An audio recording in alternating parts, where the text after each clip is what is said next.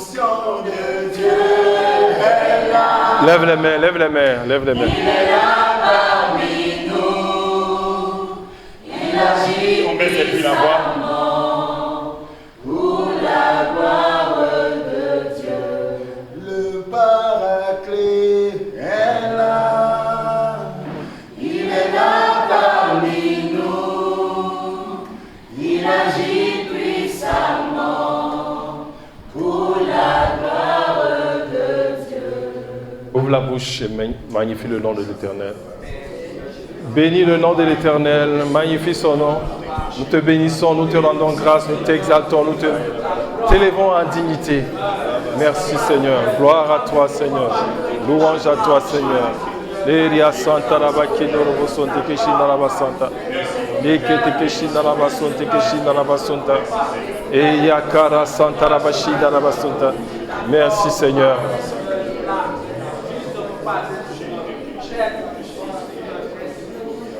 Assieds-toi dans la présence de Dieu.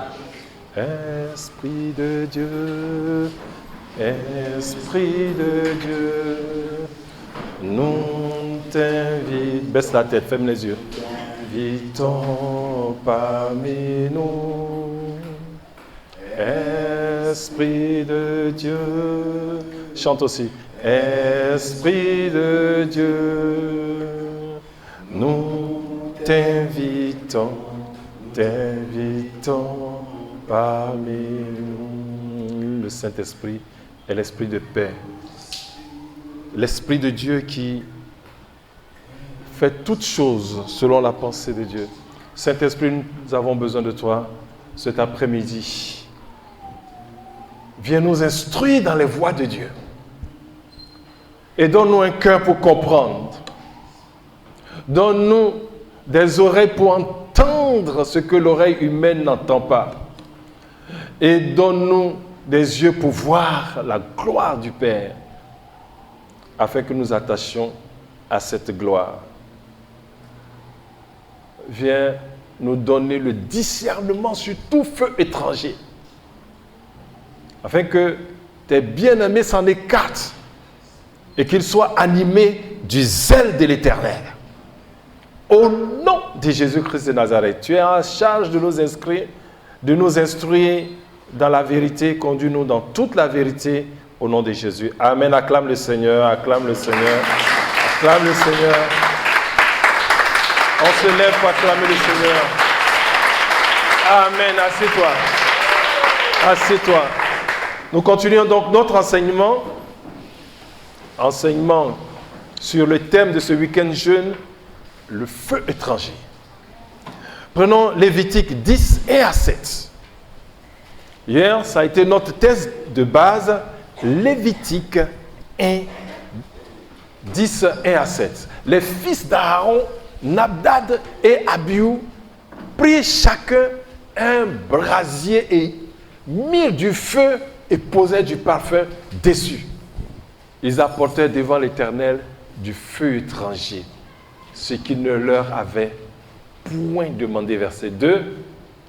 Alors le feu sortit devant l'Éternel et les consuma. Tu vois, le feu les a consumés.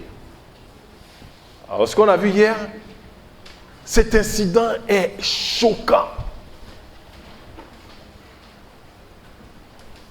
Ça ne devait pas se passer dans le temple du Dieu vivant. Et ces jeunes gens ont été appelés pour être dans la gloire de Dieu. Pourquoi meurent-ils? Pourquoi meurent-ils si précocement? Et on a vu que le point clé, c'était qu'ils ont posé un acte qui ne leur avait point été demandé. Et le vrai mot, c'est ordonné. Et on a vu dans le mot ordonné, il y a l'ordre. L'ordre renvoie au commandement et au rangement. Donc, il y a un certain ordre dans le temple. Les choses sont rangées selon la pensée de Dieu. Ils ont été pris par un esprit de désordre. Et nous avons vu que l'apôtre Paul nous a donné des avertissements à nous les jeunes par Timothée, en disant que les temps de la fin risquent d'être des temps de désordre. Donc les temps où la jeunesse sera en danger de mort.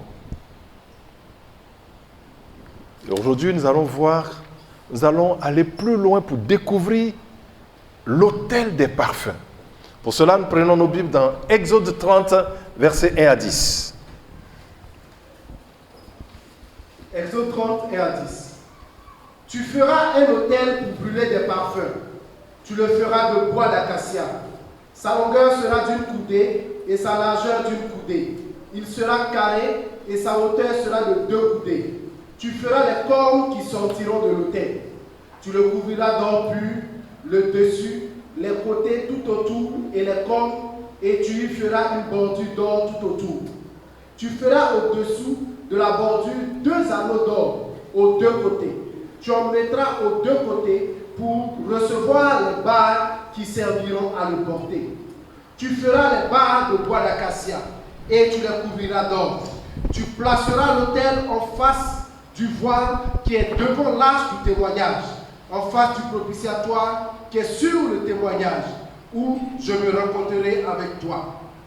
Aaron y fera brûler du parfum odoriférant. Il en fera brûler chaque matin lorsqu'il préparera les lampes. Il en fera brûler aussi entre les 2 soirs lorsqu'il arrangera les lampes. C'est ainsi que l'on brûlera à perpétuité du parfum devant l'Éternel parmi vos descendants. Vous n'offrirez sur l'autel ni parfum étranger, ni holocauste, ni offrande, et vous n'y répandrez aucune libation. Verset 10. Une fois chaque année, Aaron fera des expiations sur les cornes de l'autel avec le sang de la victime expiatoire. Il y sera fait des expiations une fois chaque année parmi vos descendants. Ce sera une chose très sainte devant l'Éternel. Amen. Très bien. Alors, l'autel des parfums. C'est un autel. Ce qui est important ici, nous allons rentrer dans des descriptions. Il faut mettre toute ton attention ici. Ne soyez pas distraits. Mettez toute votre attention ici. Parce qu'il y va de votre vie. L'autel des parfums est une table carrée, recouverte d'or pur. Et il servait à brûler le parfum odoriférant. Cet autel était placé devant le second voile. Il était placé devant le second voile. Vous savez que dans le temple, vous avez 2 voiles. Il y a le premier voile, où se trouve l'autel des parfums, le chandelier et la table des pains de proposition. Si tu es chrétien, tu dois savoir ces choses. C'est pour ça qu'il faut que tu lises ta Bible.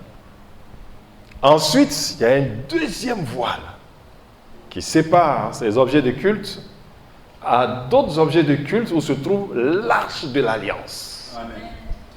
Où le sacrificateur rentre une seule fois par an. Et maintenant, l'autel des parfums, la table des pains de proposition, était devant un premier voile.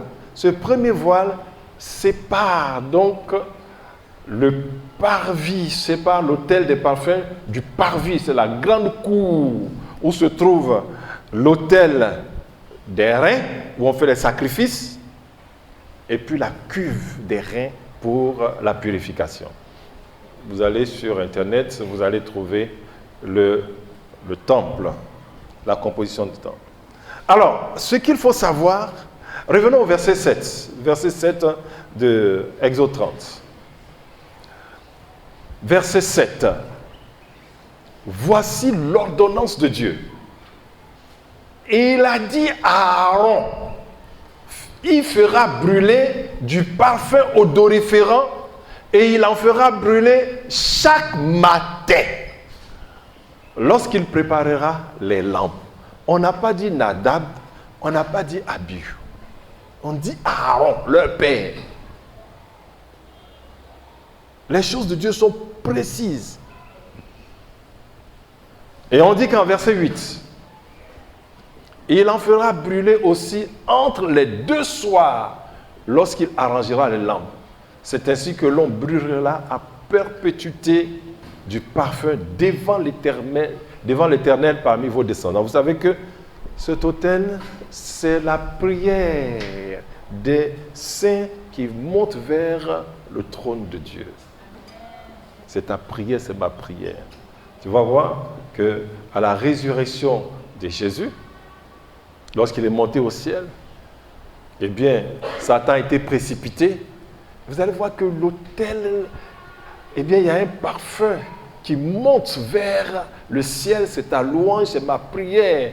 Et ces choses vont directement devant le trône de Dieu. Verset 9. Le Seigneur va dire ceci. Il dit, vous n'offrirez sur l'autel ni parfum étranger. C'est clair. Ni holocauste, ni offrande, et vous n'y répandrez aucune libation. Verset 10. Voilà. Une fois chaque année, Aaron fera des essuies. Bien, vous voyez, je voudrais attirer votre attention sur deux choses. Premièrement, c'est Dieu qui a eu l'idée du tabernacle. Amen. Le tabernacle ne vient pas de la pensée d'un homme. C'est Dieu qui a eu l'idée du tabernacle. On va voir comment. Eh bien, le tabernacle a été conçu par l'Éternel et réalisé par les enfants de Dieu. Prenons Exode 24, versets 1 à 11. Exode 24, versets 1 à 11. Dieu dit à Moïse, monte vers l'Éternel, toi et Aaron, Nadab et Abihu, et 70 des anciens d'Israël, et vous vous prosternerez de loin. Moïse s'approchera seul de l'Éternel, les autres ne s'approcheront pas, et le peuple ne montera point avec lui.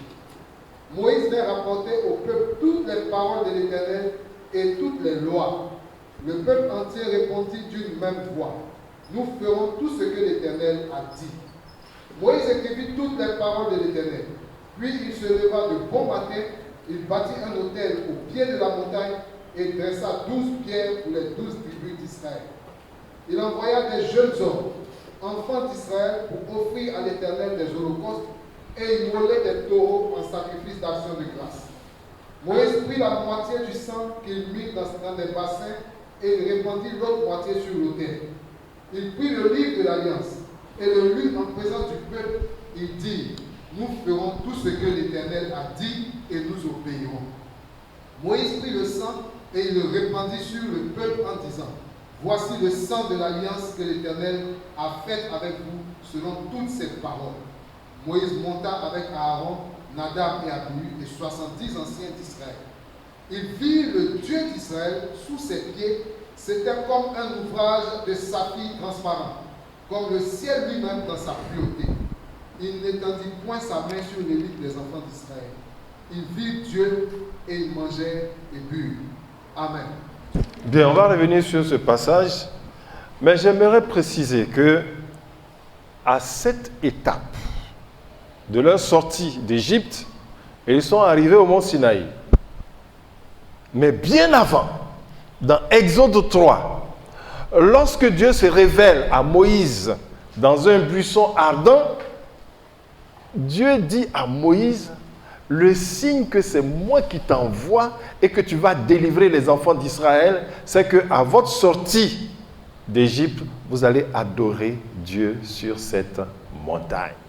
Je serai avec toi et ceci sera pour toi le signe que c'est moi qui t'envoie. Quand tu auras fait sortir d'Égypte le peuple, vous servirez Dieu sur cette montagne. Il fait ce qu'il a dit. On devait entendre un amen normalement là. Hein? Si vous êtes des enfants de Dieu.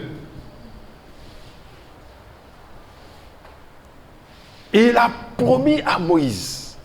Parce que Moïse craignait, il avait tellement peur de Pharaon. Il dit, Moïse, considère que tu es déjà sorti d'Égypte.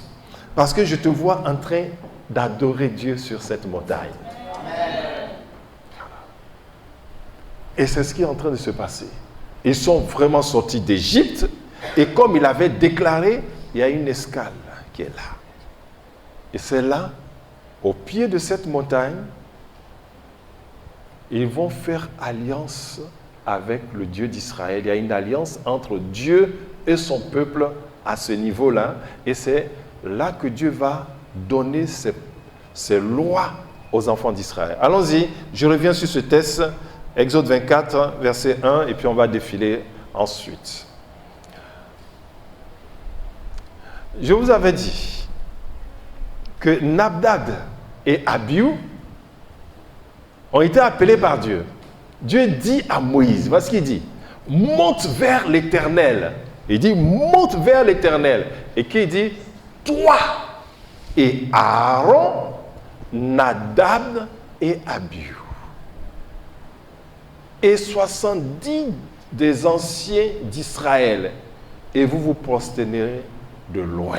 Donc, ces deux jeunes gens sont déjà admis comme les élites d'Israël. Deux jeunes gens. Amen.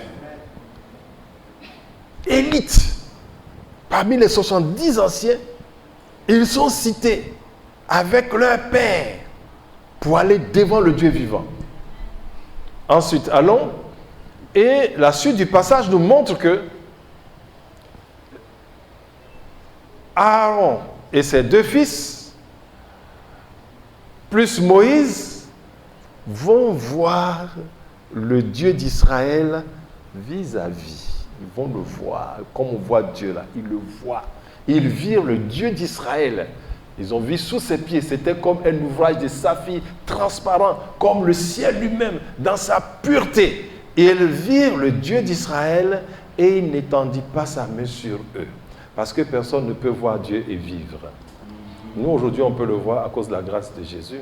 Mais quand tu vas le voir, tu seras transformé. Tu ne peux pas rester tel que tu es là. Tu ne peux pas le voir. J'écoutais le témoignage d'un ex...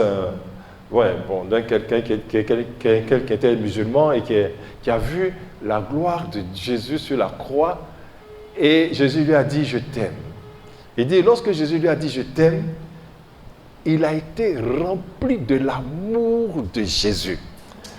Et que si Jésus disait encore, je t'aime, il allait éclater. Tu vois la puissance de l'amour de Dieu? Voilà.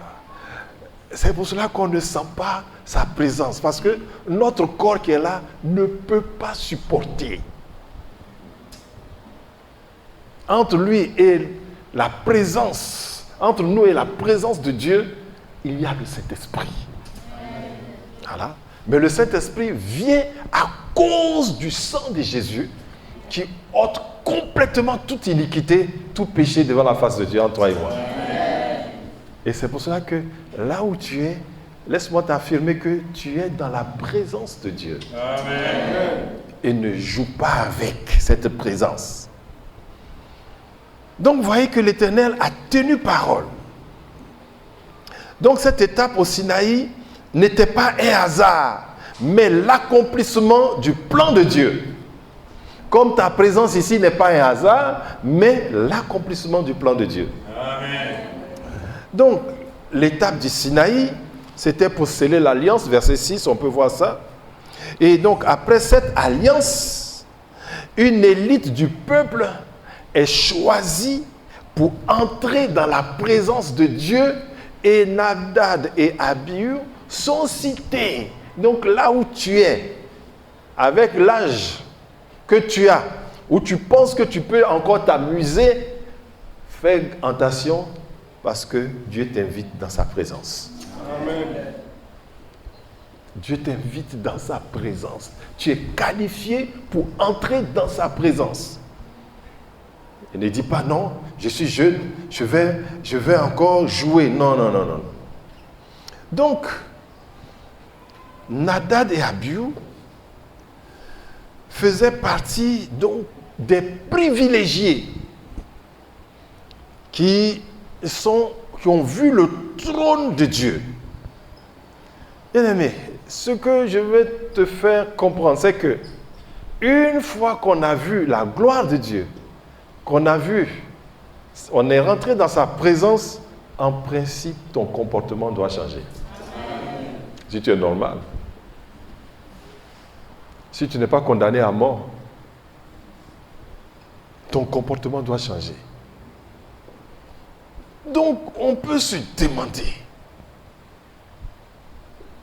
où étaient ces deux jeunes gens quand le peuple est venu presser Aaron pour dire, faisons un veau d'or. Il y avait les 70 anciens. Et il y avait ces deux jeunes gens qui étaient là. On va voir que quand Moïse monte sur la montagne, il recommande à Aaron, les 70 anciens, il les recommande au peuple, disant, voici les responsables. Moi, je monte dans la présence de Dieu. Si vous avez un problème, voyez Aaron et Hur, les 70 anciens. Exode 32, versets 1 à 6. On va lire ça. Exode 32, 1 à 6.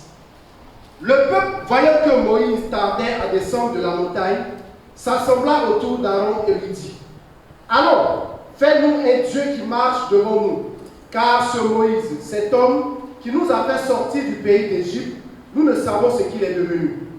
Aaron leur dit, ôtez les anneaux d'or qui sont aux oreilles de vos femmes, de vos fils et de vos filles, et apportez-les-moi.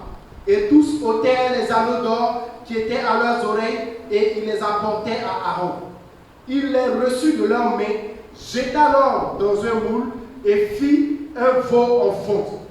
Et il dit, Israël, voici ton Dieu qui t'a fait sortir du pays d'Égypte. Lorsqu'Aaron vit cela, il bâtit un autel devant lui et il s'écria, demain il y aura fête en l'honneur de l'Éternel. Le lendemain, ils se levèrent de bon matin et ils offrirent des holocaustes et des sacrifices d'action de grâce. Le peuple s'assit pour manger et pour boire, puis ils se levèrent pour se divertir. Amen.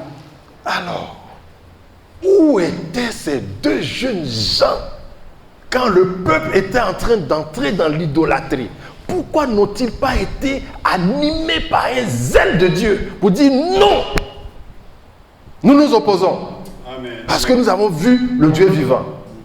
Pourquoi ce zèle n'est pas rentré en eux? Moi, j'ai vu là déjà qu'ils étaient morts. Bien-aimé, si le zèle de Dieu n'est pas en toi en tant que jeune, considère-toi comme un homme mort. Amen. Parce que les choses vont venir devant toi, tu ne pourras pas les éviter. C'est le temps pour toi d'avoir le zèle de Dieu. On verra ça tout à l'heure, ce que c'est que le zèle de Dieu.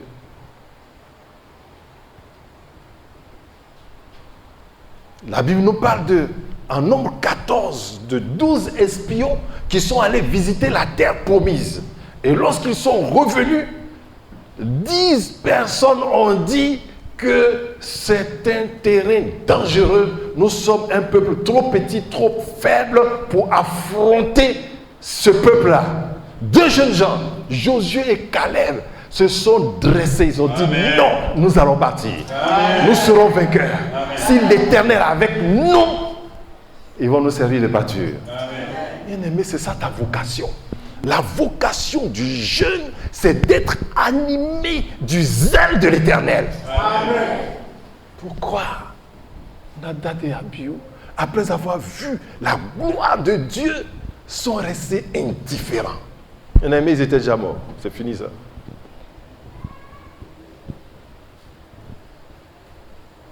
On ne voit pas le zèle des jeunes gens aujourd'hui. Ils ont le zèle pour la boisson, pour la débauche.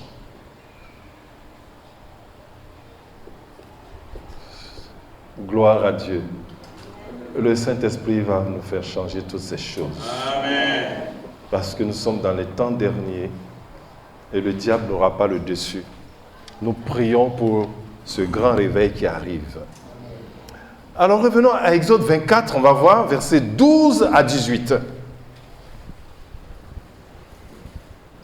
Verset 12. L'Éternel dit à Moïse, monte vers moi sur la montagne et reste là. Je te donnerai des tables de pierre. la loi et les ordonnances que j'ai écrites pour leur instruction. Moïse se leva avec Josué qui le servait et Moïse monta sur la montagne de Dieu. Il dit aux anciens, attendez-nous ici, jusqu'à ce que nous revenions auprès de vous. Voici, Aaron et Hur resteront avec vous. Si quelqu'un a un différent, c'est à eux qu'il s'adressera. Moïse monta sur la montagne et la nuée couvrit la montagne. Verset 16. La gloire de l'Éternel reposa sur la montagne de Sinaï et la nuée la couvrit pendant 6 jours. Le 7e jour, l'Éternel appela Moïse du milieu de la nuée. Amen. Très bien. Verset 14.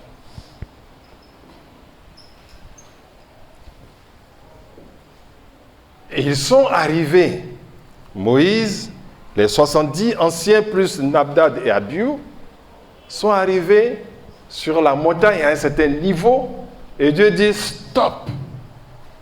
Moïse seul vient. Vous restez là. Et avant d'y aller, voici ce que Moïse dit. Attendez-nous ici jusqu'à ce que nous revenions auprès de vous. Pourquoi il dit nous?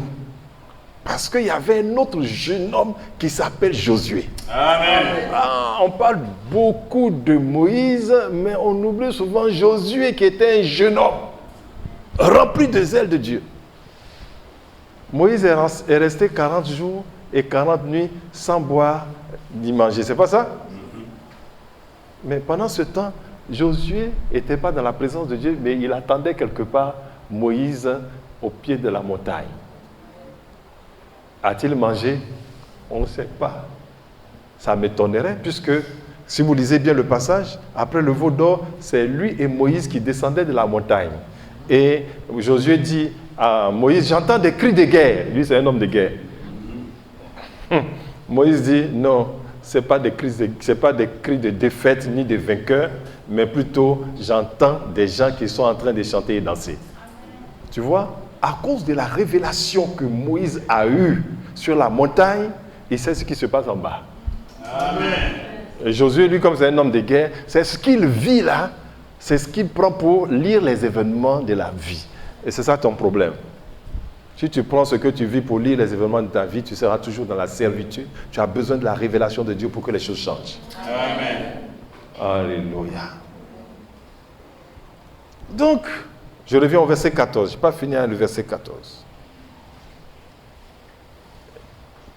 Nous revenions auprès de vous. Voici Aaron et Hur resteront avec vous. Si quelqu'un a un différent, c'est à eux qu'il s'adressera. Donc Moïse a confié le peuple entre les mains des 70 anciens. Et Dieu n'a pas appelé Nadab et Abihu pour rien, parce que c'est la génération future. Amen. Ouais. C'est la génération future. Et les parents se sont levés dans l'idolâtrie pour détruire cette génération, y compris eux. Ils auraient dû se lever pour dire, nous sommes de l'Éternel. Amen. Rien ne s'est passé. On va continuer avec Exode 25, versets 1 à 9. Exode 25, verset 1 à 9. L'Éternel parla à Moïse et dit, parle aux enfants d'Israël, qu'ils m'apportent une offrande. Vous la recevez pour moi de tout homme qui la fera de bon cœur. Voici ce que vous recevrez d'eux en offrande. De l'or, de l'argent et de l'airain. Des étoffes teintes en bleu, en pourpre, en cramoisi, du fin lin et du poil de chèvre. Des peaux de bélier teintes en rouge et des peaux de dauphin. Du bois d'acacia. De l'huile pour le chandelier. Des aromates pour l'huile d'onction et pour le parfum odoriférant. Des pierres d'onyx et d'autres pierres pour la garniture de l'éphod et du pectoral. Ils me feront un sanctuaire. Alléluia. Et j'habiterai au milieu d'eux. Vous ferez le tabernacle et tous ses ustensiles d'après le modèle que je vais te montrer. Amen. Amen. Alléluia. La première chose que Dieu va dire à Moïse lorsqu'il va entrer dans la présence de Dieu, construisez-moi un tabernacle. Construisez-moi un tabernacle. Dieu dit, construisez-moi une maison. C'est comme il dit, faites-moi une chambre. Je viens habiter avec vous. Amen. C'est ce que ça veut dire. Verset 1. La première chose que Dieu va dire, c'est de faire quoi? De bâtir un tabernacle. Et le tabernacle, c'est pour un objectif bien précis. C'est pour faire quoi? Abriter la présence de Dieu parmi son peuple. Il dit, parle aux enfants d'Israël, qu'ils m'apportent une offrande. Vous la recevrez pour moi de tout homme qui la fera de bon cœur. Tu vois? Dieu demande à Moïse de lever des offrandes parmi le peuple.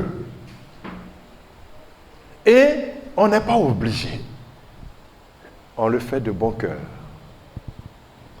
Mais vous allez voir, verset 3.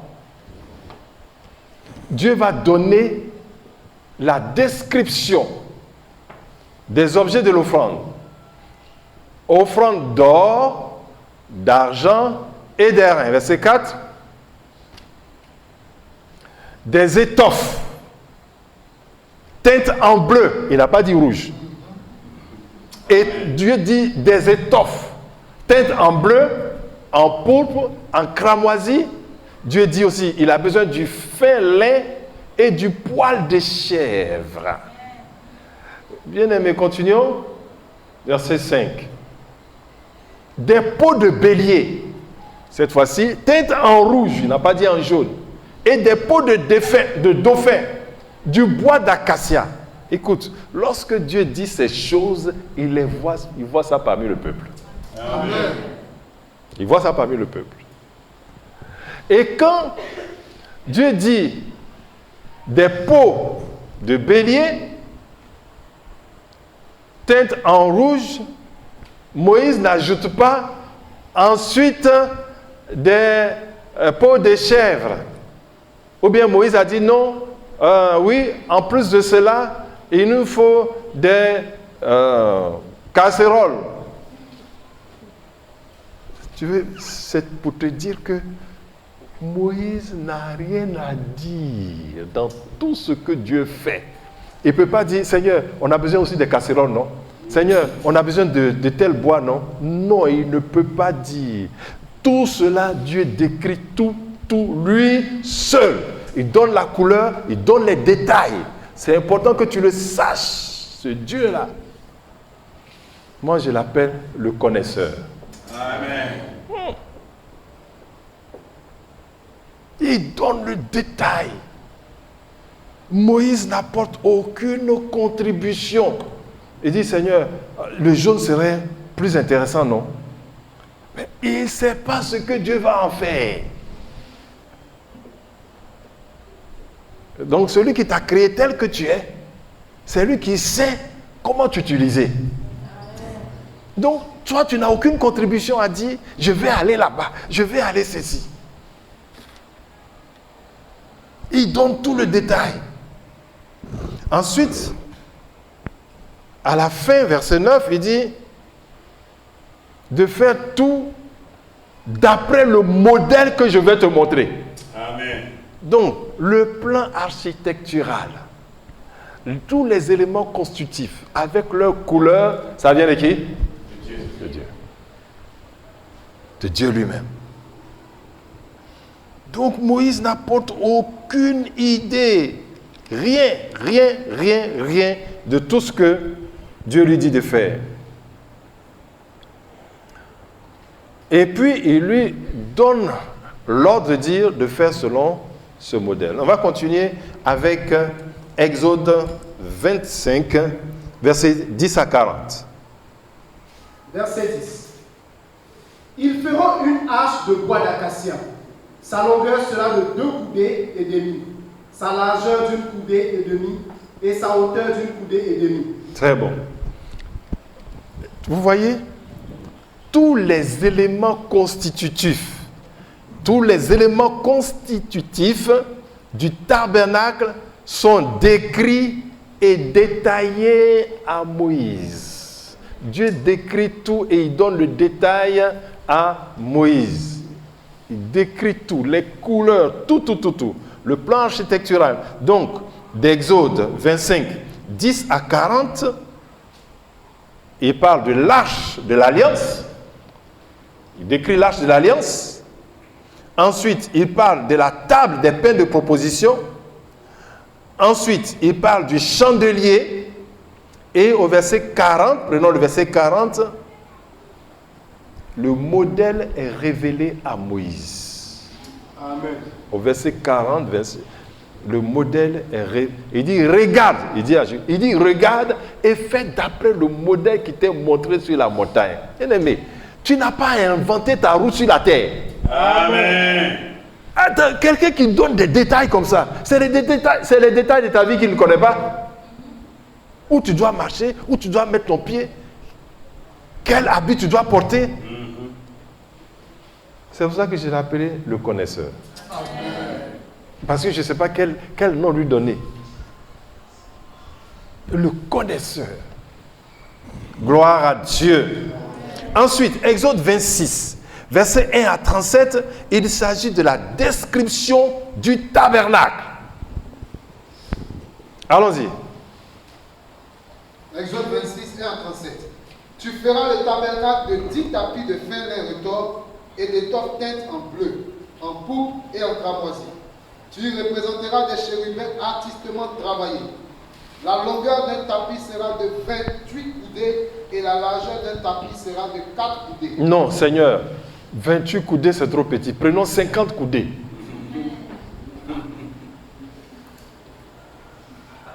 Est-ce que Moïse a eu son mot à placer dans cette affaire? Mais ça, c'est là pour nous instruire. Il dit même les cheveux de vos têtes sont comptés. C'est Dieu qui a dit de mettre cette coiffure là sur ta tête. Il connaît les détails. Ah, je n'entends plus amen. Ta coiffure tu fais là, c'est lui qui t'a dit de te coiffer comme ça.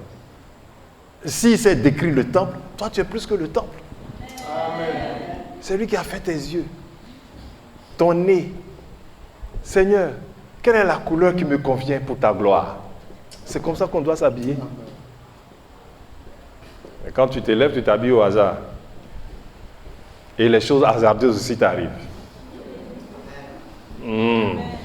Aujourd'hui, ta manière de t'habiller doit changer. Amen. Tu dois t'habiller non pour toi-même, mais pour la gloire de Dieu. Amen. Ensuite, Exode 27.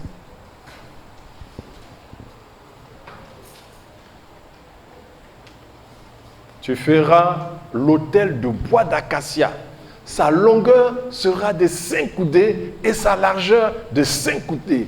L'autel sera carré. Non, Seigneur, triangulaire. La forme de l'autel, c'est lui qui décrit. Amen. La forme que tu as et la forme que j'ai, qui a conçu ça? Donc s'il a conçu nos formes, il a prévu les avis qui vont avec nos formes. Amen. Ah, ils ont du mal à dire amen, les jeunes gens. Là. Ensuite, Exode 28, verset 1 à 43. On en arrive à là. Fais approcher de toi Aaron, ton frère, et ses fils, et prends-les parmi les enfants d'Israël pour les consacrer à mon service dans le sacerdoce. Aaron et les fils d'Aaron, Nadab, Abihu, Éléazar et Itamar. Tu feras à Aaron, ton frère, des vêtements sacrés pour marquer sa dignité et pour lui servir de parure. Ah. Amen.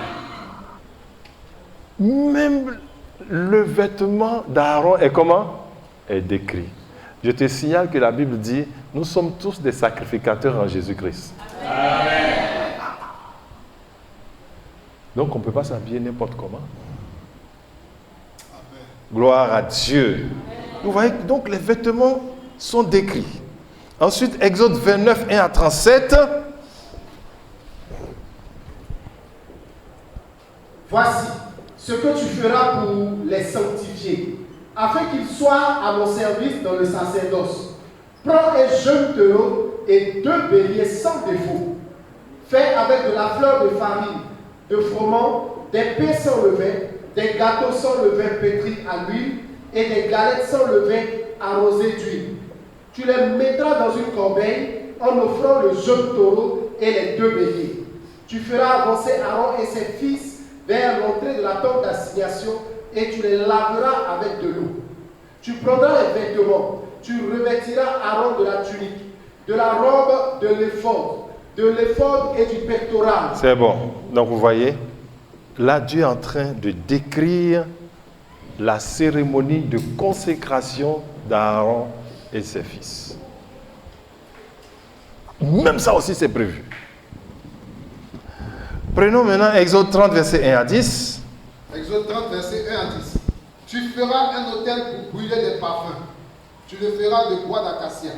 Sa longueur sera d'une coudée et sa largeur d'une coudée. Il sera carré et sa hauteur sera de 2 coudées. Tu feras des cordes qui sortiront de l'autel. Très bien. Là, Dieu est en train de décrire quel autel? L'autel des parfums. Sa dimension, sa forme. Tout ça, c'est décrit par le Seigneur. Allons-y, Exode 30, verset 22 à 33. Verset 22. L'Éternel parla à Moïse et dit, prends des meilleurs aromates, 500 cycles de myrrhe, de celle qui coule d'elle-même, la moitié, soit 250 cycles de cinnamon aromatique, 250 cycles de roseau aromatique, 500 cycles de casse selon le cycle du sanctuaire et un hin d'huile d'olive. Très bien. Donc Dieu donne ici la composition de l'huile d'onction. Donc même l'huile d'onction, sa composition, la formule de l'huile, c'est donné par qui? C'est donné par le Seigneur. Ensuite, allons aux versets 37 et 38. Verset 37.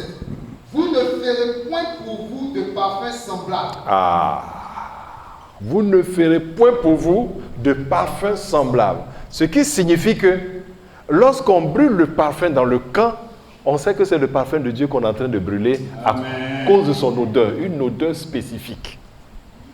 Maintenant, tu ne vas pas aller prendre ça, tu ne vas pas recopier et puis mettre ça sur toi, te promener dans le camp et puis on va dire tu sens comme le parfum de Dieu.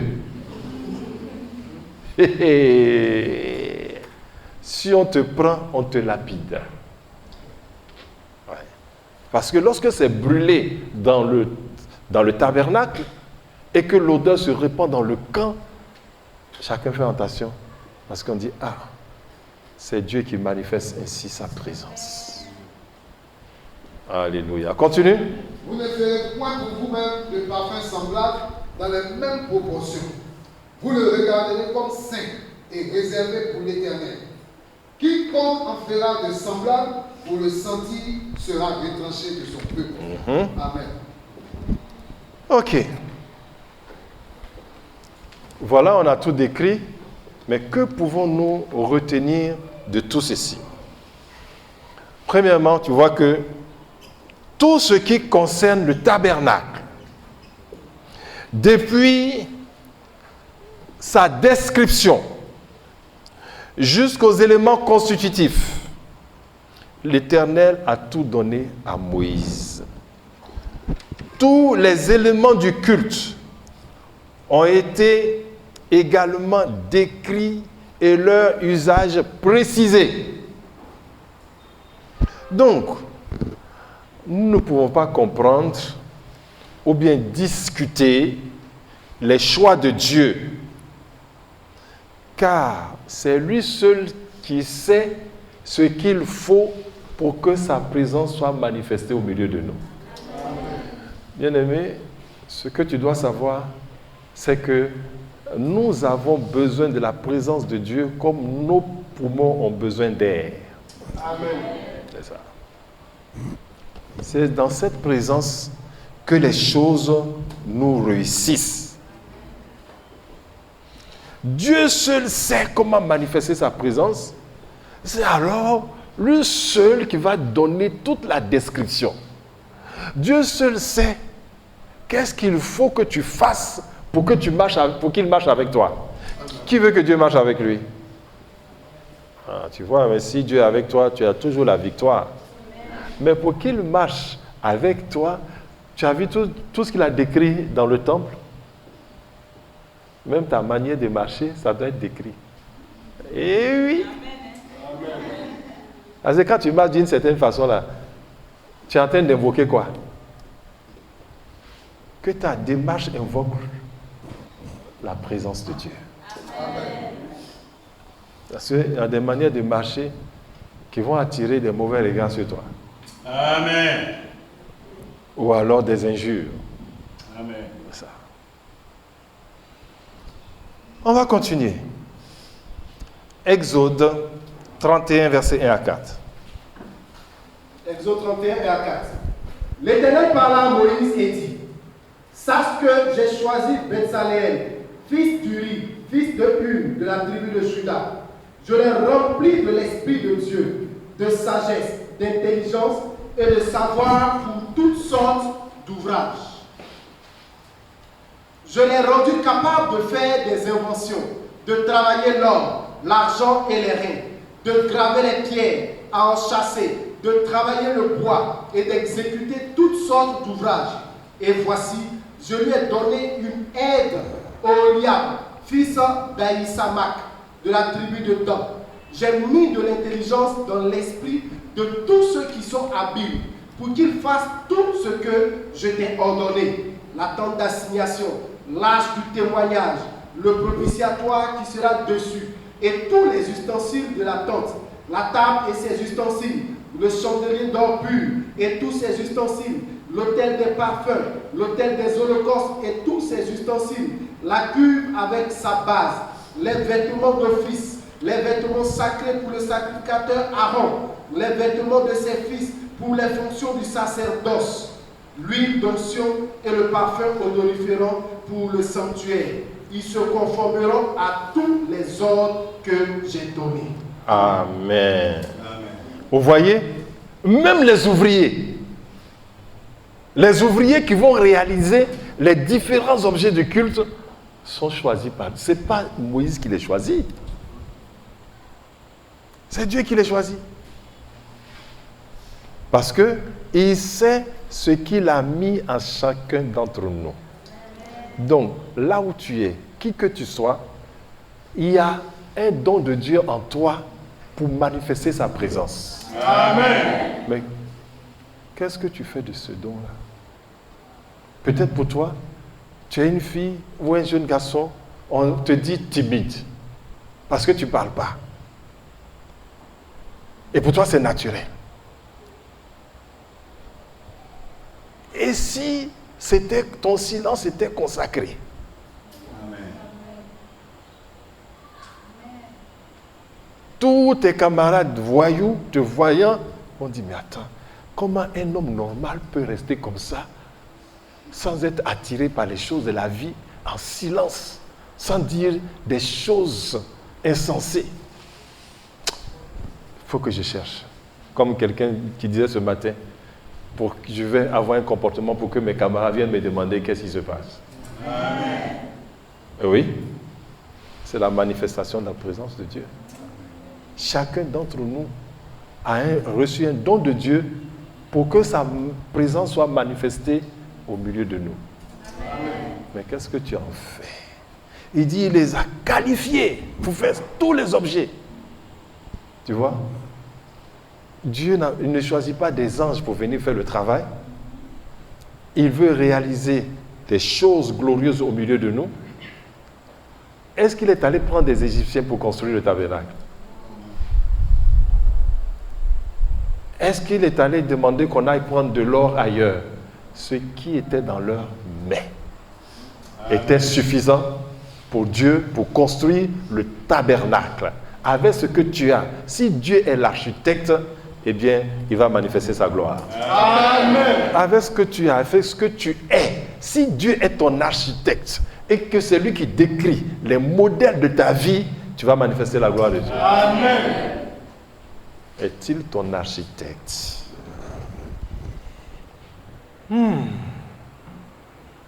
Prenons Exode 39, versets 32 à 43.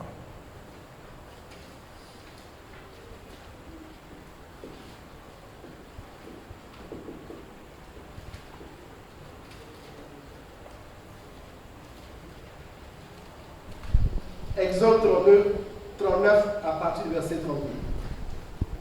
Ainsi furent achevés tous les ouvrages du tabernacle, de la tente d'assignation. Les enfants d'Israël firent tout ce que l'Éternel avait ordonné à Moïse. Ils firent ainsi. On amena le tabernacle à Moïse, la tente et tout ce qui en dépendait, les agrafes, les planches, les barres, les colonnes et les bases, la couverture de peau de bélier teinte en rouge, la couverture de peau de dauphin et le voile de séparation, l'arche du témoignage et ses barres et le propitiatoire, la table, tous ses ustensiles et les pains de proposition, le chandelier d'or pur, ses lampes, les lampes préparées, tous ses ustensiles et l'huile pour le chandelier, l'autel d'or, l'huile d'onction et le parfum odoriférant et le rideau de l'entrée de la tente, l'autel d'airain, sa grille d'airain, ses barres et tous ses ustensiles, la cuve avec sa base. Verset 40, les toiles du parvis, ses colonnes, ses bases et le rideau de la porte du parvis, ses cordages, ses pieux et tous les ustensiles pour le service du tabernacle pour la tente d'assignation, les vêtements d'office pour le sanctuaire, les vêtements sacrés pour le sacrificateur Aaron et les vêtements de ses fils pour les fonctions du sacerdoce. Les enfants d'Israël firent tous ces ouvrages en se conformant à tous les ordres que l'Éternel avait donnés à Moïse. Moïse examina tout le travail et voici, il l'avait fait comme l'Éternel l'avait ordonné. Il avait fait ainsi et Moïse les bénit. Amen. Amen. C'est Moïse qui a vu tous les modèles sur la montagne. Et les ouvriers ont été choisis par qui? Par Dieu, pas par Moïse. Si les ouvriers avaient été choisis par Moïse, lorsque les objets étaient déposés devant lui, il allait dire, non, recommencez ça, ça c'est pas bon. Non, vous reprenez ça. Est-ce que c'est la couleur qu'on vous a demandé ça? C'est comme ça que ça se serait passé. Mais comme c'est Dieu qui a désigné les ouvriers, qui les a qualifiés, il n'y a pas eu d'erreur. Amen. Tu vois? Bien aimé, si seulement on se laissait conduire par lui, tu n'auras pas d'erreur dans ta vie. Amen. Je me suis trompé, je ne savais pas. Non, non. Ce qui veut dire que c'est lui qui doit choisir tes amis. Amen. Ou bien, les détails. Avec qui tu dois marcher, avec qui tu ne dois pas marcher. Ce que tu dois entendre, ce que tu ne dois pas entendre, ce que tu dois regarder, ce que tu ne dois pas regarder. Amen. Pour que sa gloire se manifeste sur ta vie. Amen. Alléluia. N'est-il pas merveilleux ce Dieu-là? Et c'est quand il a tout examiné. Quand il a tout examiné, qu'est-ce qu'il a fait? Il les a bénis. Il ne les bénit pas avant. Ne dis pas, comme nous on a l'habitude de devenir un slogan, soyez bénis. Soyez bénis. Ah, vous ne répondez pas. Soyez bénis. Et puis je ne sais même pas ce que vous avez fait et puis je vais vous bénir. On va regarder quelles sont tes œuvres. On examine tes œuvres. Et puis on te dit, on te bénit. Alléluia. Donc tu vois, la bénédiction, c'est ton œuvre qui manifeste la gloire de Dieu qui attire la bénédiction sur ta vie. Amen. Que pouvons-nous retenir encore de tout ceci? Je récapitule. Premièrement, le tabernacle est une ordonnance divine. Pourquoi le tabernacle? Le tabernacle répond à un besoin et ce besoin, c'est manifester la présence de Dieu. Amen. Deuxième chose, on a vu que le plan architectural est donné par Dieu lui-même, selon ses propres modèles. Troisièmement, les détails des éléments constitutifs sont donnés avec précision. Quatrièmement, la mise en œuvre et la réalisation du tabernacle est décrite avec soin et les ouvriers désignés par Dieu. Le service qui doit se dérouler dans le temple est aussi décrit. les vêtements, les ustensiles et tous les supports du culte sont désignés, décrits et consacrés. Le personnel aussi qui doit faire le service est désigné par Dieu. Amen. Amen. Bien-aimé, c'est ça, ce Dieu de précision, ce Dieu de vérité. Maintenant, nous allons voir, deuxièmement, l'esprit de désordre. Pour cela, nous prenons 1 Corinthiens 14, versets 23 à 33. 1 Corinthiens 14, versets 23 à 33. Si donc dans une assemblée de l'Église entière, tous parlent en langue et qu'ils surviennent des hommes du peuple ou des non-croyants, ne diront-ils pas que vous êtes fous? Mais si tous prophétisent et qu'ils surviennent quelques non-croyants ou un homme du peuple, il est convaincu par tous, il est jugé par tous. Les secrets de son cœur sont dévoilés, de telle sorte que tombant sur sa face, il adorera Dieu et publiera que Dieu est réellement au milieu de vous. Que faire donc, frères? Lorsque vous vous assemblez, les uns ou les autres parmi vous ont-ils un cantique, une instruction, une révélation, une langue, une interprétation?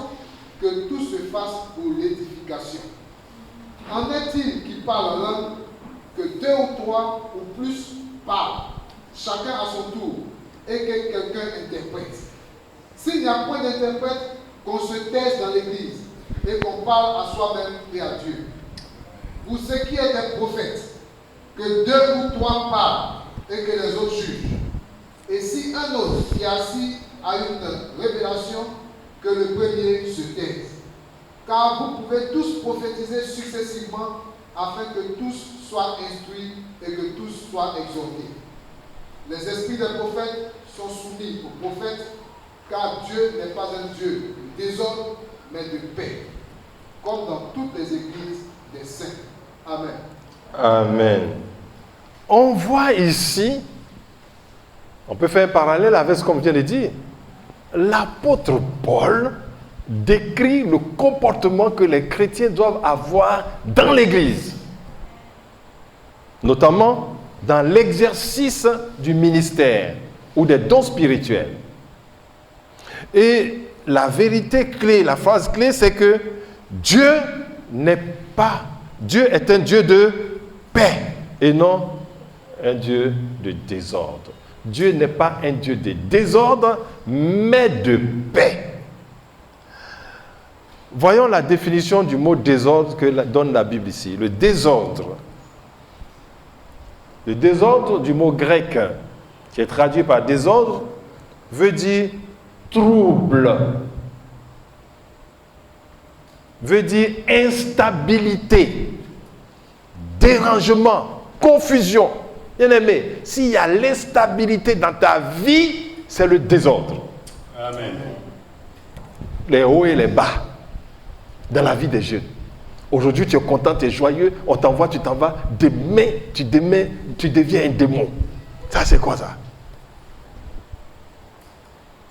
Ça, c'est quoi? C'est un esprit de désordre. Humeur changeante.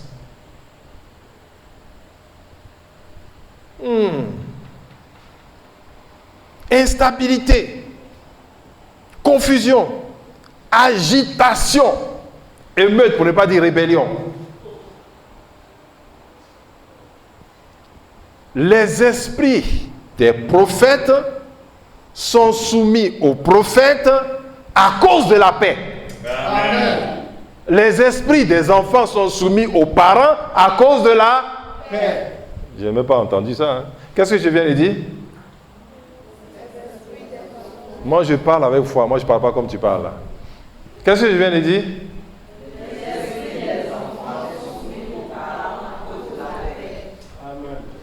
Est-ce que tu vois? Donc, quand tu te soumets aux parents, ce n'est pas parce que tu es bête. Comme ton collègue te dit, tu es stupide, tu as fait quoi avec les parents? C'est ça, c'est quoi ça? Non! Parce que tu ne peux jamais réussir dans le désordre.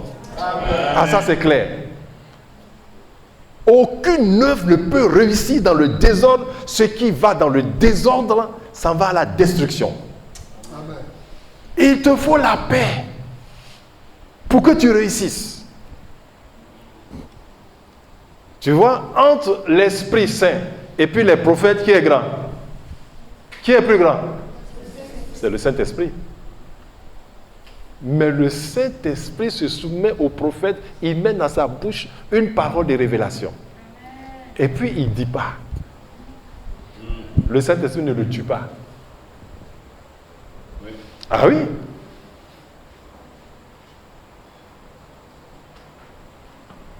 Pourquoi? Parce qu'il ne veut pas de désordre dans l'église. Amen. Parce que même s'il ne dit pas, et que la paix de Dieu se trouve dans l'église, il y a la tranquillité, Dieu peut encore agir. Amen. C'est ça. Donc toi, tout le temps tu t'es levé, tu es tout le temps agité. Quand tu marches même, tu es agité. Quand tu es assis même, tes pieds bougent. Quand tu parles même, tu es agité. Rien ne va réussir dans ta vie de cette manière. Amen. Tu as besoin de la paix. Si Dieu même pour travailler a besoin de la paix, lui qui est tout puissant, et toi alors? Les jeunes gens sont soumis à leurs parents à cause de la paix. À cause de la paix. Je veux être en paix. Je veux être en paix avec mes parents. Je veux être en paix avec mon entourage. Il y a des choses que je vais accepter parce que j'ai besoin de cette paix-là pour grandir. Amen. Oui. Regardez, tous les pays qui sont troublés par les guerres sont en retard. Oui. Aucun pays ne peut se construire dans la guerre et le trouble. Aucun. Quand tu regardes, les pays développés sont quoi? Sont les pays les plus stables.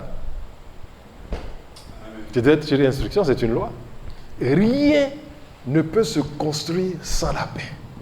Si toi-même, tu es dans la famille, papa et maman sont tout le temps troublés, en train de faire palabre, est-ce que ça va te réussir?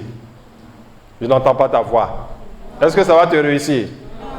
Ah, mais si toi aussi, par ton comportement, tu troubles les parents, est-ce aussi ils vont pouvoir avancer? Oh non, on n'a pas de foi. Non. Ouais. Ah, par ton comportement, tu chasses l'argent de la maison. Parce que c'est la bénédiction de l'Éternel qui enrichit. Gloire à Dieu. Amen. Aujourd'hui, y a-t-il des enfants de paix? Des gens qui seront des enfants de paix dans leur maison? Je ne vois même pas de mains. Est-ce que vous voyez des mains? Moi, je ne vois pas de mains. Des gens qui seront des enfants de la paix. Alléluia. Je n'ai pas vu une seule main. Hein? C'est incroyable. Y a-t-il des jeunes gens qui seront des enfants de paix dans leur maison? Ah, j'ai commencé à voir des gens. Ah oui, je vois. Tous ceux qui sont assis pour s'engager, c'est ceux-là qui ne vont jamais rien faire quoi que ce soit. Parce que, pour avoir la paix, eh bien, il y a des exigences. Il y a un prix à payer. Assieds-toi. Que Dieu te bénisse. Que tu deviennes l'enfant de paix dans ta maison. Amen. Et obligatoirement, tu vas réussir. Amen. Vous voyez, quand vous lisez l'histoire de Joseph, Joseph n'était pas en paix dans la maison. Ses 10 autres frères étaient communs, toujours contre lui.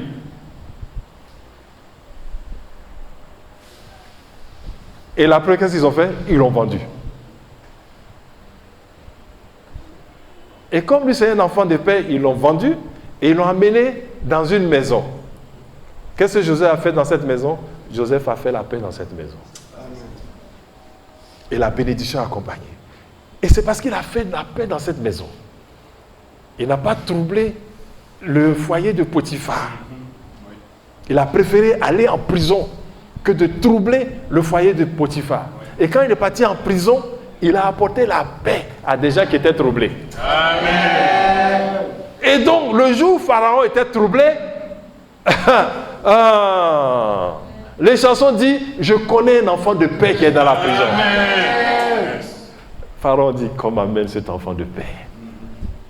Gloire à Dieu. Amen. L'esprit des prophètes est soumis aux prophètes à cause de la paix. La paix. Les deux mots-clés, on a parlé de désordre et paix. Paix, ça veut dire état de tranquillité. La paix, ça veut dire harmonie et concorde. La paix veut dire sécurité et prospérité. Tu vois, lorsque tu es un enfant de paix dans la maison, tu autorises au Saint-Esprit de se mouvoir sur toi. Amen. Ça. Là où se trouve ton nom, le Saint-Esprit est engagé. Et les bonnes choses sont à ton actif. Eh bien, par ces deux définitions, on peut comprendre que tout était ordonné dans le temple afin que les choses se déroulent sous le contrôle du Saint-Esprit. On amène n'a pas de foi. Pourquoi Dieu a ordonné les choses dans le temple, il a tout décrit, c'est pour que son esprit puisse avoir le contrôle de ce qui se passe. Amen. Et si le Saint-Esprit a le contrôle, c'est ta paix, c'est ma paix, c'est notre bonheur. Amen. Gloire à Dieu. Alors, on pourrait se demander, quel est donc ce feu qui est rentré dans ces deux jeunes gens quand le tabernacle est un tabernacle pour leur apporter la paix? Quel est ce feu qui est entré dans eux? Quel est ce feu qui entre en toi quand ta maison est paisible et que tu ne la troubles par ton comportement? C'est quel feu qui est entré en Nadab et Abihu pour qu'ils meurent prématurément? Il est clair que c'est un esprit de désordre. On va lire Jacques 3, versets 13 à 18. Jacques chapitre 3, versets 13 à 18. Verset 13. Lequel d'entre vous est sage et intelligent, qu'il montre ses œuvres par une bonne conduite avec la douceur de la sagesse. Mais si vous avez dans votre cœur un zèle amer et un esprit de dispute, ne vous glorifiez pas et ne mentez pas contre la vérité. Cette sagesse n'est point celle qui vient d'en haut, mais elle est terrestre, charnelle, diabolique. Car là où il y a un zèle amer et un esprit de dispute, il y a du désordre et de toutes sortes de mauvaises actions. La sagesse d'en haut est premièrement pure, ensuite pacifique, modérée, conciliante, pleine de miséricorde et de bons fruits, exempte de duplicité, d'hypocrisie. Le fruit de la justice est semé dans la paix par ceux qui recherchent la paix. Amen. Bien. Alors, la paix et l'harmonie, la tranquillité relèvent de la sagesse de Dieu. Maintenant, le désordre, c'est l'esprit du monde, ça relève de la sagesse diabolique. Focalisons-nous sur le verset 16. On va se focaliser sur le verset 16. Car là où il y a un zèle amer, le zèle c'est quoi? Le zèle c'est comme un feu.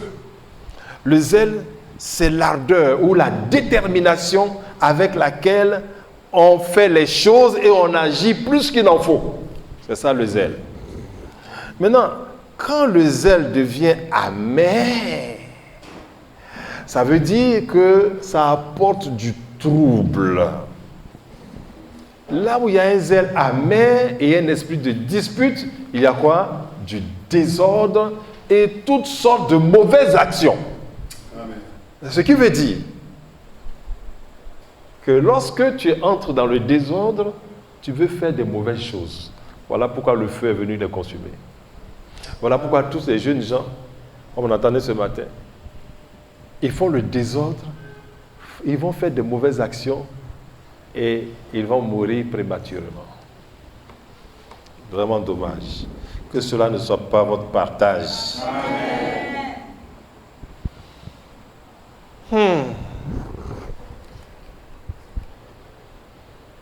Verset 17.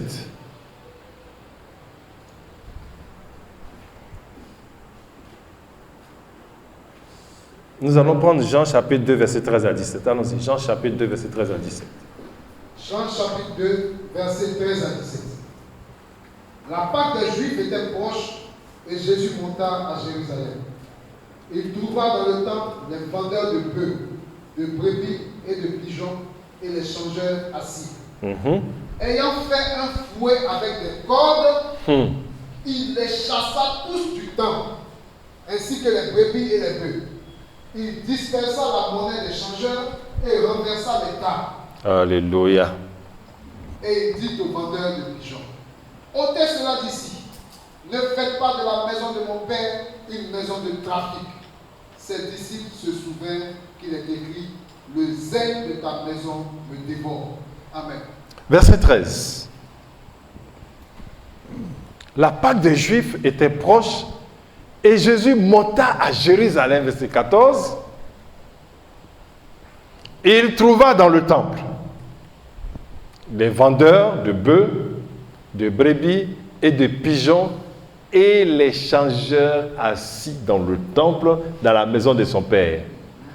Toi, quand tu vas voir ça, tu vas passer. Mais lui, quand il a vu ça, qu'est-ce qui s'est passé en lui? Le zèle est montré en lui.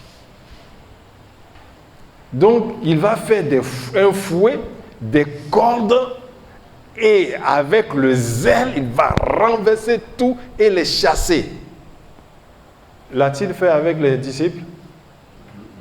Donc, comment je parle? Est-ce que j'ai remis la tête? L'a-t-il fait avec les disciples? Non. Il a fait seul. Donc, le zèle est une question d'individu, c'est une question personnelle. On n'a pas dit, on n'a qu'à monter ensemble le zèle pour Dieu. Ça, c'est faux. Le zèle est individuel. Élie le prophète de feu était animé d'un zèle de l'Éternel. 1 Roi 19, verset 9 à 10. Verset 9. Et là, il entra dans la caverne et il passa la nuit. Et voici la parole de l'Éternel lui fut adressée en ces mots. Que fais-tu ici, Élie? Il répondit, j'ai déployé mon zèle pour l'Éternel, le Dieu des armées, car les enfants d'Israël ont abandonné ton alliance. Ils ont renversé tes autels et ils ont tué par l'épée tes prophètes.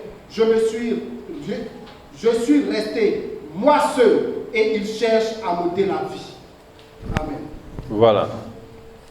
Il a manifesté le zèle. On va voir ça. Si on a le temps de terminer. Isaïe 37, verset 30. 32. Isaïe 37, verset 32. Car de Jérusalem il sortira un reste, et de la montagne de Sion des réchappés. Voilà ce que fera le zèle de l'Éternel des armées.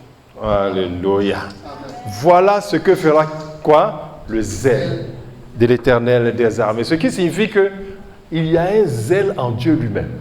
Amen. La Bible dit, notre Dieu est un feu dévorant. Il y a un zèle. Tu vois Jésus, il y a un zèle de Dieu en lui. Dieu même, il a un zèle en lui pour accomplir sa volonté. Nombre 25, verset 11. Nombre 25, verset 11. Phiné, fils d'Éléazar, fils du sacrificateur Aaron, a détourné ma fureur de dessus les enfants d'Israël, parce qu'il a été animé de mon zèle au milieu d'eux. Et je n'ai point dans ma colère consumé les enfants d'Israël. Amen. Phinéas, on verra l'exemple de Phinéas. Il a été animé du zèle de l'Éternel. Bien aimé, si tu n'es pas animé du zèle de l'Éternel, tu seras animé du zèle du monde. Amen. Tu es là pour faire le désordre avec zèle. Tu fais le désordre avec zèle, dévouement. Le diable va te récompenser.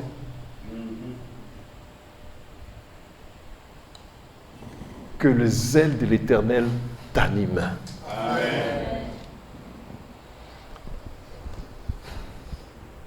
Allons-y, Exode 39, versets 19 à 29. Exode 32, 19 à 29. Et comme il approchait du camp, il vit le veau et les danses. La colère de Moïse s'enflamma. Il jeta de ses mains les tables et les brisa au pied de la montagne. Il prit le veau qu'ils avaient fait et le brûla au feu. Il le réduisit en poudre, répandit cette poudre à la surface de l'eau et fit boire les enfants d'Israël. Bien. Ce veau d'or était devant tout Israël, sauf Moïse et Josué. Pourquoi on n'a pas trouvé quelqu'un dans l'assemblée pour se comporter comme Moïse? Continue. Moïse dit à Aaron, que t'a fait ce peuple pour que tu l'aies laissé commettre un si grand péché? Aaron répondit, que la colère de mon Seigneur ne s'enflamme point. Tu sais toi-même que ce peuple est porté au mal. Ils m'ont dit, fais-nous un Dieu qui marche devant nous. Car ce Moïse, cet homme qui nous a fait sortir du pays d'Égypte, nous ne savons ce qu'il est devenu. Je leur ai dit, que ceux qui ont de l'or s'en dépouillent. Et ils me l'ont donné. Je l'ai jeté au feu et il en est sorti ce veau. Moïse vit que le peuple était livré au désordre. Et qu'Aaron l'avait laissé dans ce désordre, exposé à l'opprobre parmi ses ennemis. Moïse vit que le peuple était livré à quoi? Au désordre. Et qu'Aaron l'avait laissé dans ce désordre, exposé à l'opprobre parmi ses ennemis. Bien aimé, ce qui veut dire, lorsque tu mets ton pas dans le désordre, tu es en train de te livrer à ton ennemi. Amen. Tu es en train de te livrer au diable. Lorsque tu es dans le désordre, tu es exposé au diable. Il peut faire de toi ce qu'il veut. Il dit exposé à l'opprobre, c'est-à-dire à la honte. À la honte. La honte. L'échec, la défaite. Donc le désordre n'arrange personne. Même les voleurs, quand ils ont volé, ils cherchent un coin tranquille pour dépenser ce qu'ils ont volé. Oui. Tu as vu? Donc inutile de voler. Faisons la paix et chacun va vivre correctement. Amen. Allons-y dans Actes 19, 23 à 41. Verset 23.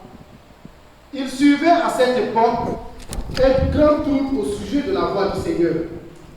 Un nommé Démétrius, en fait, fabriquait en argent des temples de Diane et procurait à ses ouvriers un gain considérable. Il les rassembla avec ceux du même métier et dit, ô homme, vous savez que notre bien-être dépend de cette industrie. Et vous voyez et entendez que, non seulement à Éphèse, mais dans presque toute l'Asie, ce Paul a persuadé et détourné une foule de gens en disant que les dieux faits de main d'homme ne sont pas des dieux. Très bien, voici le contexte. L'apôtre Paul a évangélisé donc la ville d'Éphèse, toute l'Asie.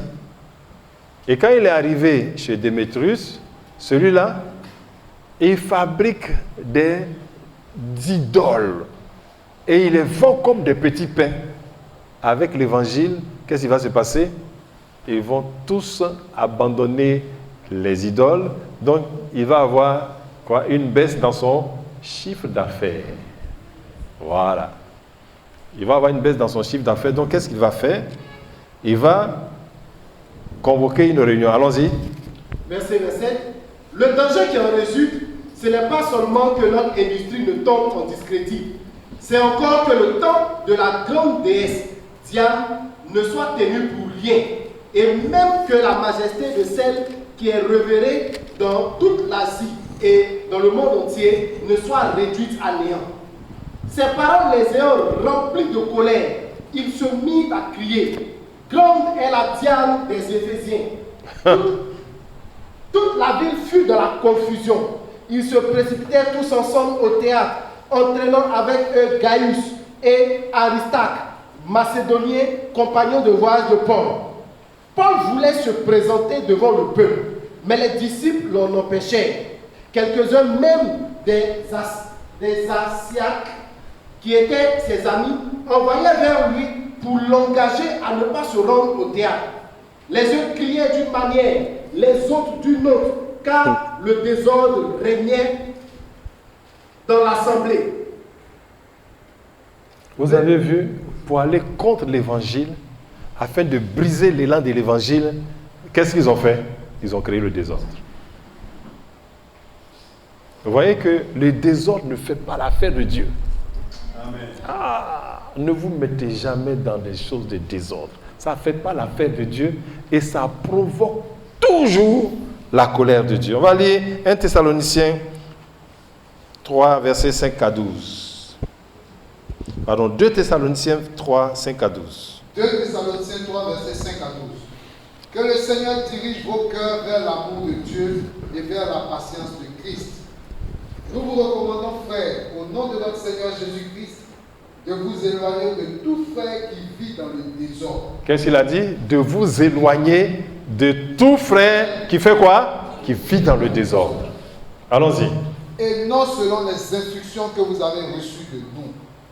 Vous savez vous-même comment il faut nous imiter, car nous n'avons pas vécu parmi vous dans le désordre. L'apôtre dit, nous n'avons pas vécu parmi vous dans le désordre. Allons-y. Nous n'avons mangé gratuitement le pain de personne. Et on n'a pas mangé gratuitement le pain de personne. Ce qui veut dire que toi qui te promènes de maison à maison pour manger gratuitement, tu es en train de faire quoi? Du désordre. Amen. Il y a un seul endroit où tu dois manger, c'est sur tes parents. Tu vois ça? Le bœuf connaît son possesseur et l'âne connaît la crèche de son maître. Ouais. Parce que tu es sous le contrôle de celui qui te nourrit. Ouais. Les jeunes gens, ils mangent n'importe où et à n'importe quel endroit. Pourquoi vous vous livrez facilement au diable?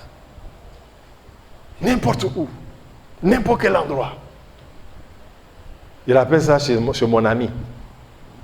Ton ami. Tu veux dire mon diable. Amen. Gloire à Dieu. Amen. Vous connaîtrez la vérité et la vérité vous affranchira. Allons-y. Nous n'avons mangé gratuitement le pain de personne. Non. Mais dans le travail et dans la paix, nous avons été nuit et jour à l'œuvre. Dans le travail et dans la paix. Ils ont été à l'œuvre pour faire quoi? Pour n'être à charge à aucun de vous. Voilà. Les jeunes gens évangélistes maintenant qui se perdent l'évangile et qui ne travaillent pas.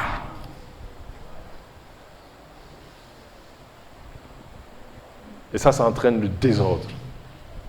Ça les entraîne dans le désordre. Si tu ne travailles pas et que tu n'as pas d'argent, ne demande pas à quelqu'un.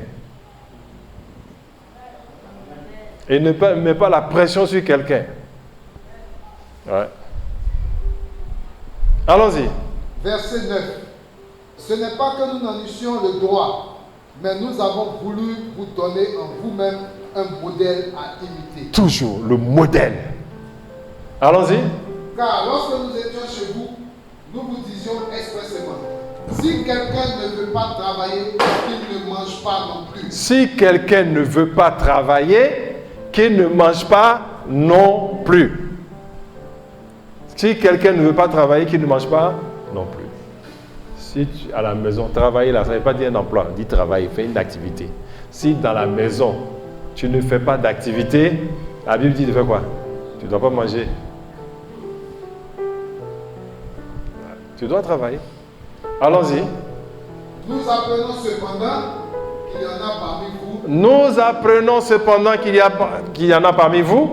Quelques-uns qui vivent dans le désordre. Quelques-uns qui vivent dans le désordre. Qui ne travaillent pas, mais qui s'occupent de futilité. Ah, ils ne travaillent pas et s'occupent de quoi? De futilité.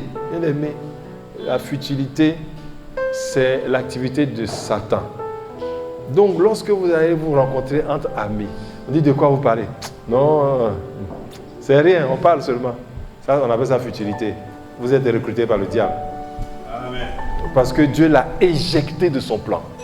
Il ne peut plus rien faire, il ne vaut plus rien. Dieu l'a éjecté.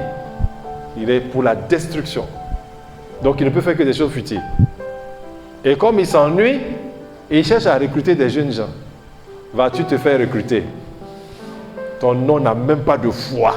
Ton nom n'a même pas de force. Vas-tu te faire recruter? Non. Pourquoi faut-il qu'on parle deux fois? Allons-y. Verset 12. Nous invitons ces gens-là et nous les exhortons par le Seigneur Jésus-Christ à manger leur propre pain en travaillant paisiblement. Amen. À ne pas vivre dans le désordre et à manger leur propre pain. Je vais m'arrêter là ce soir, mais l'enseignement n'est pas fini. Peut-être que je vais continuer à un prochain week-end ou demain, parce que je dois faire l'étude de cas. Ça sera pour la prochaine fois. Baisse la tête, nous allons prier. Commence à remercier le Seigneur. Ce Dieu connaisseur qui te connaît en détail. N'oublie pas que la Bible dit que notre corps est le temple du Saint-Esprit. Donc si, tiens-toi debout, on va prier. Si Dieu a décrit le tabernacle ainsi, sache que toi aussi, il te connaît en détail. Amen. Et le roi David, qui savait que Dieu l'avait créé de façon merveilleuse, ferme les yeux et commence à dire merci à Dieu de t'avoir créé avec tous les détails de son amour. Prie, Seigneur, je te remercie parce que tu m'as créé avec tous les détails de ton amour. Tous les détails de ton amour. Tu ne m'as pas fait au hasard. Tu m'as créé avec détail et précision. Oh Dieu, je te rends grâce de ce que je suis, une créature merveilleuse. Remercie-le, remercie-le. Remercie-le.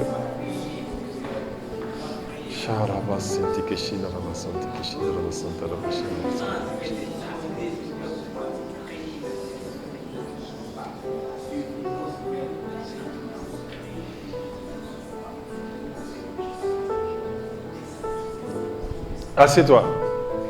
Ferme les yeux. Baisse la tête. Au moment où je vais faire mon appel, appel du Seigneur, le Saint-Esprit me charge de te dire que le feu étranger rentre dans la vie des jeunes gens qui ne sont pas engagés. Ils ne sont ni pour ni contre Dieu. Ils ne sont ni chauds ni froids. Ils sont tièdes. Et Jésus dit, je te vomis de ma bouche. Si tu es froid, sois froid. Si tu es chaud, sois chaud. Tu as vu Nadab et Abihu. Ils ont vu beaucoup de choses. Ils ont vu la gloire de Dieu. Ils ne se sont pas engagés pour la cause de Dieu. Et ça a été un danger pour leur vie. Aujourd'hui, c'est un temps de salut. Temps de salut. Là où tu es. C'est le temps de t'engager pour Dieu, de consacrer ta jeunesse à Dieu, ce Dieu qui t'a sauvé, qui t'a préservé et qui t'a fait venir devant sa face. Veux-tu t'engager pour moi, ma fille? Veux-tu t'engager pour moi aujourd'hui, mon fils? Si tu veux répondre à l'appel du Dieu Tout-Puissant, tu te tiens droit sur tes pieds, tu dis oui Seigneur, je veux m'engager pour toi.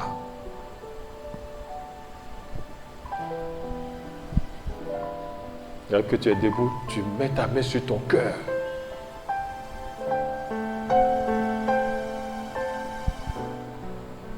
Donc, si tu ne t'engages pas, même si tu t'es engagé pour Dieu, tu dois te réengager encore ce soir. Avance vers moi pour que je vois que tu es engagé pour Dieu. Et que le Seigneur même voit que tu es engagé pour lui. Avance, avance, avance bien, avance bien. Si tu ne t'engages pas pour Dieu, même si tu t'es engagé pour Dieu déjà, lève-toi et viens te réengager devant sa face. Sinon, le feu étranger, tu es candidat pour un feu étranger. Et ne viens pas ici par hasard pour aller faire autre chose après. Parce qu'on ne se moque pas du Dieu vivant. C'est un feu dévorant. Mets ta main sur ton cœur. Et tu commences à prier, Seigneur, détruis tout ce qui est dans mon cœur qui m'empêche de marcher pour toi et de m'engager pour toi. Ouvre la bouche et prie.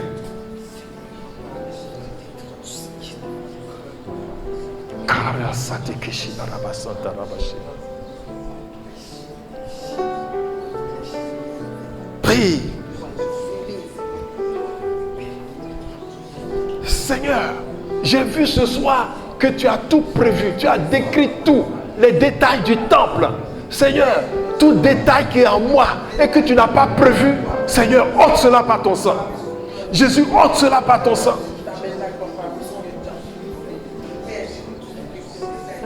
Je renonce à tout ce que tu n'as pas prévu dans ma vie. Seigneur, que ce soit ma manière de parler, ma manière de m'habiller, ma manière de faire les choses, mes relations, mes amis, je renonce à tout ceci. Prie. Prie. Prie. Si c'est les amis, tu dis délivre-moi de ces amis. Si c'est la débauche sexuelle, dis Seigneur, délivre-moi de la débauche sexuelle. Si c'est la débauche, la drogue, les boissons, et les vices, le vol, le mensonge, Seigneur, délivre-moi de ces choses, afin que je m'engage pour toi. Prie, prie, prie, prie. Prie, Seigneur Jésus. Invoque le Seigneur, Seigneur Jésus. Délivre-moi de tout ce qui m'empêche de m'engager pour l'éternel. Lave-moi de mes iniquités, purifie-moi de tout péché par ton sang.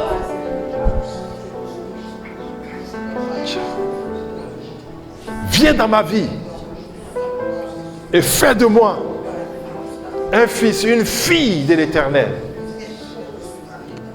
Seigneur, que je ne sois plus indifférent pour ta cause. Remplis-moi de ton zèle. Prie, remplis-moi de ton zèle. Jésus, remplis-moi de ton zèle. Remplis-moi du zèle de l'éternel. Remplis-moi du zèle de l'éternel. Remplis-moi de ton zèle.